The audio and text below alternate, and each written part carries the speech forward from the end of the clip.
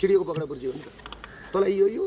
कारणले भनेर मलाई सर्वोच्च अदालतमा त्यहाँ बहस गर्दा न्यायाधीशले भन्नु के कारण हो त्यहाँ टिप्पणी उठाएर पक्राउ पुर्जी अदालतबाट लिएर गर्नुपर्छ कि सिडिओबाट लिने हो यो अन्त मलाई भनेको म बिहानै आइहाल्छु नि अब यहाँ दबाई खानु पर्यो नि त क्यान्सरको रोगी त्यो दबाई पनि खानु नपाउने भन्नु त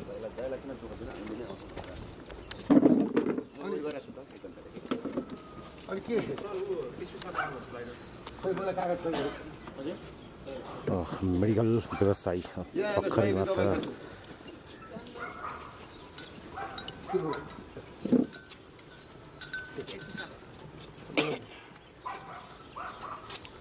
एउटा किसिमको दबाई खानु पर्यो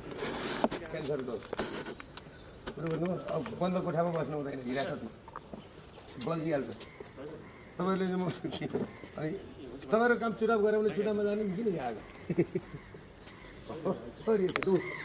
इराकमा के अहिले इरानमा को कारणले गर्दाखेरि के भयो चाइनाले भोलि नेपालमा यसरी नै हाल्छ समाउनुहुन्छ तपाईँहरूले थाम्नुहुन्छ बम के भयो आज कतारको हालत के भयो साउदीको हालत के भयो केही गर्नु त खोजेको नि यहाँ देश राखेर पुरानो नेताहरूले एमसिसी एसपिपी पास गर्न मानेन अनि नयाँ ल्याउन खोजेको बालेन र केहरू देखेन रवि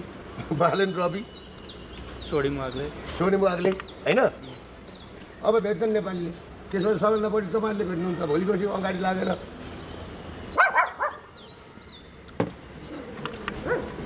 यस्तो छ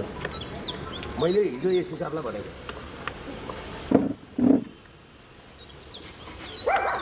के भन्ने मलाई त्यस्तो छ भने भन्नु चाहिँ म तयारी हुन्छु भनेर भनेको एसपी साहब नमस्ते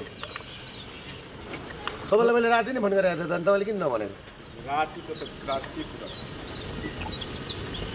तपाईँ यहाँ आउनुहोस् म तपाईँ खानुपर्छ अब मलाई त्यहाँ भनेर तपाईँले कहाँ राख्नु कसुर चाहिँ मैले के गरेँ यहाँ कसुर चाहिँ मैले के गरेँ अस्तिको दिन सर्वोच्चले छोड्यो कसुर चाहिँ के हो भन्नु चाहिँ कसुर चाहिँ के हो भन्नु न सार्वजनिक शान्ति चाहिँ मैले के गरेँ कसको छोरी समाएँ कसको घरमा होइन मैले त्यो गर्न पाउँछु नि त तपाईँहरू जतिको ट्रेनिङ गरेको तपाईँहरू जस्तो पढेको देशको वफादार पुलिस वफादार हो नि त तपाईँहरू के कसो लिएर आयो भन्ने कुरा थाहा पाइहाल्नुहुन्छ थाहा छँदै छ नि अलिक गाउँ अलिक कुरा यसमा बसौँ न यहाँ होइन ठिक छ अलिक चिया त खान पाइन्छ होला नि चिया औषधि होइन खान पाइन्छ त त्यहाँ नुहाउन अलिक छोडिदिएको छौँ आउनुभयो होइन नुहाउने चिया खाने टोइलेट गर्ने भनेको मानवताभित्र पर्छ ज्यान मार्नलाई पनि पर्छ नि 1.5 घन्टा जति भइसक्यो होइन तपाईँलाई चाहिँ कसो त्यहाँ अरू कार्यक्रम बरु मलाई भनेको छ भने म तयारी हुन्थेँ पो भनेको त मैले भनेको थिएँ भने अरू कार्यक्रम पनि छ त्यो भन्या हो त्यही त तपाईँलाई मैले राति फोन गरेर देखिँदैन भन्नुहोस् त एसपी साहब हुने कुरा भएको थियो मैले के भने त्यो हो भने म तयारी हुन्छु है भनेको थिएँ म तपाईँहरू आज आउने भने